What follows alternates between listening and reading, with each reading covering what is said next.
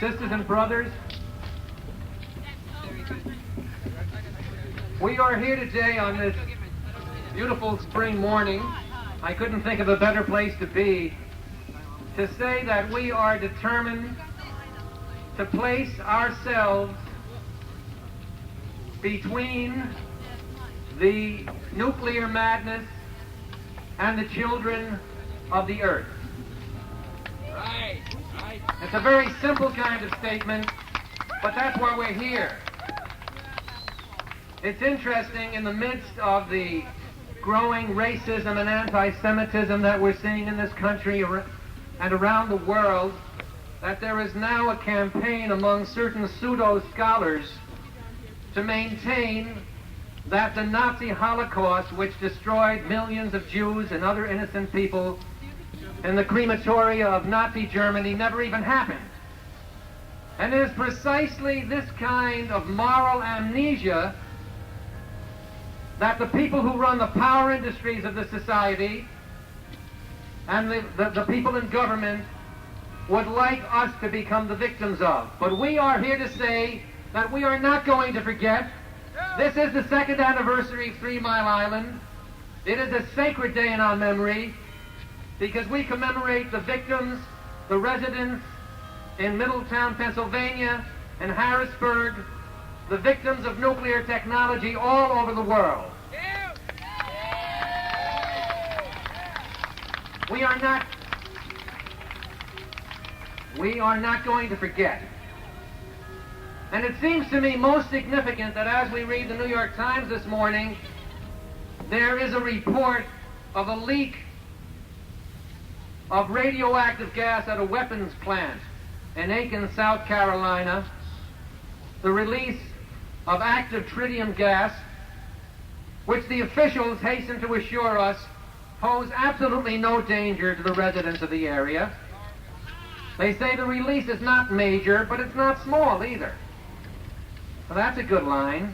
It's a moderate-sized release.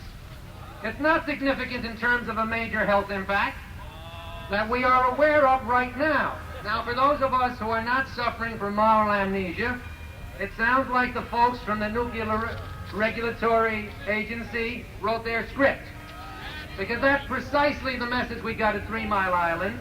It really isn't anything.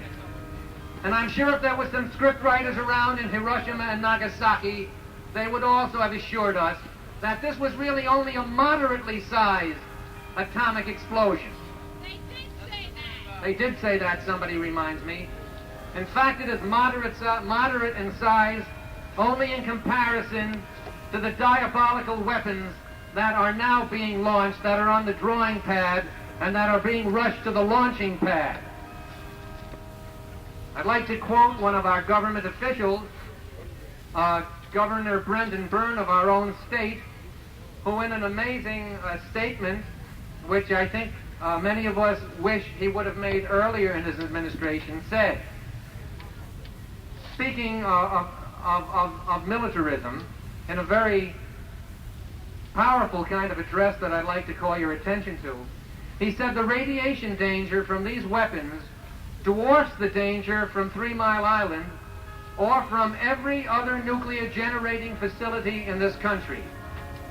The nuclear waste from military weapons is 100 times that of all the nuclear plants now producing electricity.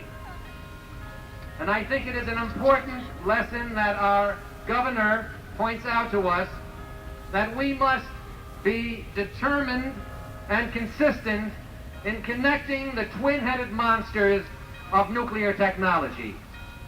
There is an intrinsic connection between nuclear weapons and nuclear power. They are supervised by the same government agencies, the Department of Energy. They are produced by the same corporations, such as General Electric, Westinghouse, and so on. They produce the same dangerous radiation. They produce the same kind of radioactive waste with a lifetime of several hundred thousands of years. And ultimately, they are going to destroy us and poison our earth. And therefore, we must be determined in our opposition against them both. I can think of no better occasion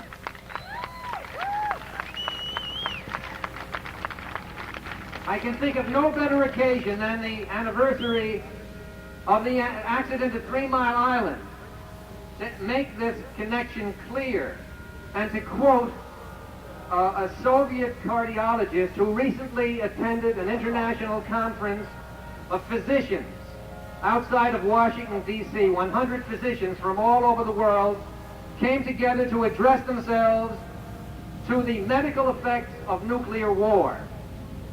And I quote this Dr. Chasov, whom the New York Times said was amazingly blunt and frank. He said, some of the military, public functionaries, and even scientists are trying to diminish the dangers of nuclear arms race and to minimize the possible consequences of a nuclear war. Statements appear that a nuclear war can be won, that a limited nuclear war can be waged, that humanity and the biosphere will still persist even in conditions of total nuclear catastrophe. This is an illusion which many of them do not believe themselves and which must be dispelled. Dr. Chasov went on to say that Soviet studies have shown that a 1 megaton nuclear explosion in a Soviet city would kill about 300,000 people immediately and wound or burn another 300,000. He said that 80% of the doctors would die in such a nuclear attack, and most of the hospital drugs and blood supplies would be destroyed. We could not help the people, he said as a physician, and he called for a ban on nuclear weapons. We are here to reinforce that fact. We are here to call on all the nations of the world to stop the production of nuclear technology, because it is through the international sale of nuclear power plants that these diabolical instruments of death, nuclear bombs, are being proliferated around the world. Before the end of this century, our nuclear power plants will produce 500 pounds of uranium, of plutonium, the most poisonous substance of the world, enough to produce approximately 24,000 nuclear bombs. And therefore we must stop nuclear power, because unless we stop nuclear power, we cannot stop nuclear weapons. I'd like to end by quoting another government official, David Stockman, the Reagan administration's favorite hatchet man, who recently said that he felt that human services, there was no such thing as a right to human services. We are here to contradict him. There is such a thing as a Bill of Rights. There is such a thing as a right to the pursuit of life, liberty, and happiness. There is such a thing as a right to a non-nuclear world, and we are not going to stop until we have it. Thank you.